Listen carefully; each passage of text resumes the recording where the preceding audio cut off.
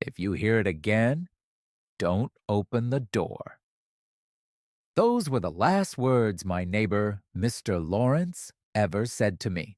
One night, before he mysteriously vanished from our apartment building. My name is Ryan Carter. I lived in an old apartment complex in Chicago, Illinois. 5 floors, cracked walls, flickering lights. The kind of place that always felt cold, even in summer. I had been living there for almost 2 years, and nothing strange ever happened until the new tenant moved into apartment 408. Nobody saw him move in, nobody knew his name, and every single night at exactly 2:13 a.m., we heard screaming coming from inside his apartment. Not normal screaming. These sounded inhuman, like something being tortured or something trying to escape. The first time I heard it was on a Monday night. I was working on my laptop when a loud crash echoed from upstairs. Then came a woman's scream. "No! Please stop!" It sounded so real, so painful, that my hands immediately started shaking. I rushed into the hallway. Other tenants were already outside their apartments. Martha, the elderly woman from downstairs, looked terrified. "Again," she whispered. I frowned. "Again? What do you mean?" Her face turned pale. "This has been happening for 3 nights. Did anyone call the police?" "We did," she said quietly. "But when they arrived, the apartment was empty. A cold chill crawled down my spine. Then suddenly, apartment 408 slowly creaked open. Everyone in the hallway froze. We all stared toward the darkness inside, but there was nothing there. No furniture, no movement, just darkness, deep black darkness. And then, slam! The door shut on its own. Martha screamed. That night, I couldn't sleep. Every little sound made my heart race, but the strangest part was this. After 2:13 a.m., the entire building became completely silent, like death itself had swallowed the place whole. The next morning, I confronted the building superintendent, Daniel. "Who lives in 408?" I asked. He avoided eye contact immediately. "Just a new tenant." "What's his name?" "Don't know." I stared at him. "You seriously don't know?" Daniel lit a cigarette with trembling hands. Then he looked at me and said softly, "Some things are better left unknown, Ryan." There was genuine fear in his voice. That night, I decided I was going to find out the truth myself. At exactly 2 a.m., I quietly made my way to the 4th floor. The hallway felt freezing cold. Not air conditioner cold, more like freezer cold. A faint red light glowed beneath the door of apartment 408. Then, 2:13 a.m. Something heavy began dragging across the floor inside. Grrr! Then loud banging exploded against the walls. Boom! Boom! Boom! And then the screaming started again. But this time, it wasn't a woman, it was a child. "Mommy, please let me out!" My blood turned to ice. I slowly stepped closer and pressed my ear against the door. Someone inside was crying softly. Then a deep male voice whispered, "You opened it. Now feed it." I stopped breathing. Suddenly, knock, knock, knock. 3 knocks came from the other side of the door. I stumbled backward. Then a soft voice whispered from inside, "Ryan." My heart nearly stopped. How did it know my name? I had never even seen the tenant before.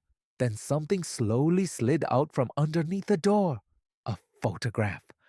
My hand shook as I picked it up. It showed a family standing together, a man, a woman, and a small boy. But behind them stood a tall black figure. So tall, its head was cut off by the top of the photo. Its eyes were completely black. On the back of the picture, written in red ink, were the words, "Don't let it out." Suddenly, something inside slammed violently against the door. Bang! Bang! Bang! The entire hallway shook. I backed away in terror. Then, slowly, apartment 408 began opening by itself. Darkness filled the doorway, and inside that darkness, two glowing white eyes appeared. Then a familiar voice whispered, "Ryan, help me." I froze, because that voice belonged to my dead sister, Emily. My hands went numb. "Emily!" My voice cracked as I said her name. The darkness inside the apartment seemed to grow deeper. The glowing eyes slowly moved closer. "Ryan, please, get me out." It was her voice, soft, terrified. Exactly the way I remembered it, but Emily had died 6 years ago. At least, that's what I had always believed. Suddenly, someone grabbed my arm from behind. I nearly screamed. It was Martha. Her face was drenched in sweat. "Run!" she whispered urgently. "Right now!" At that exact moment, something rushed toward the door from inside the apartment. Slam! The door shut with enough force to shake the entire hallway. The lights flickered violently. Then silence. Dead silence. Martha dragged me into her apartment downstairs. She locked the door 3 times before finally turning toward me. "You know something," I said. "Tell me the truth." She hesitated, then slowly nodded. "Apartment 408 wasn't always empty," she whispered. "A family used to live there, the Harpers. A husband, a wife, and their son, Noah." I pulled out the photograph. "These people!"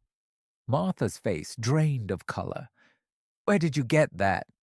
"From inside 408. Her hands began trembling. "Oh, God, tell me what happened, Martha." She swallowed hard. 2 years ago, the Harper family bought an old wooden box from an antique shop. And after that, everything changed. How? People started hearing screams at night. Blood appeared on the walls, and Noah kept saying there was a tall man standing in his bedroom.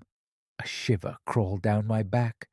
Then one night, tears filled her eyes. The whole family disappeared.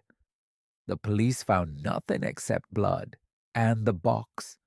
Where is the box now? Martha slowly looked upward. In apartment 408. That night, I couldn't sleep at all.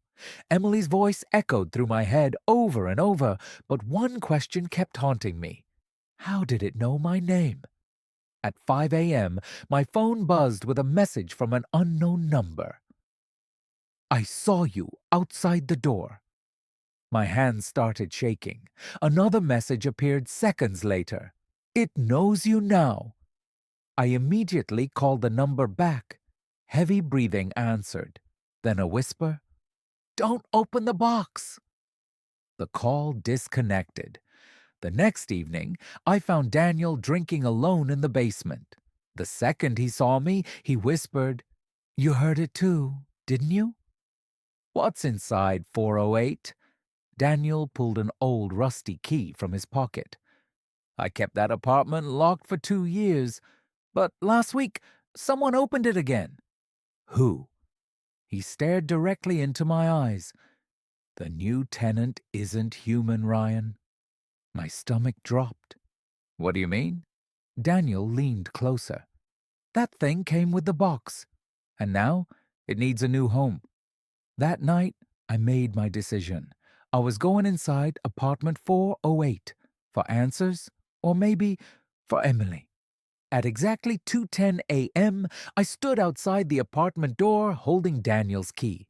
Soft whispers echoed from inside, like dozens of people speaking at once. My shaking hand unlocked the door.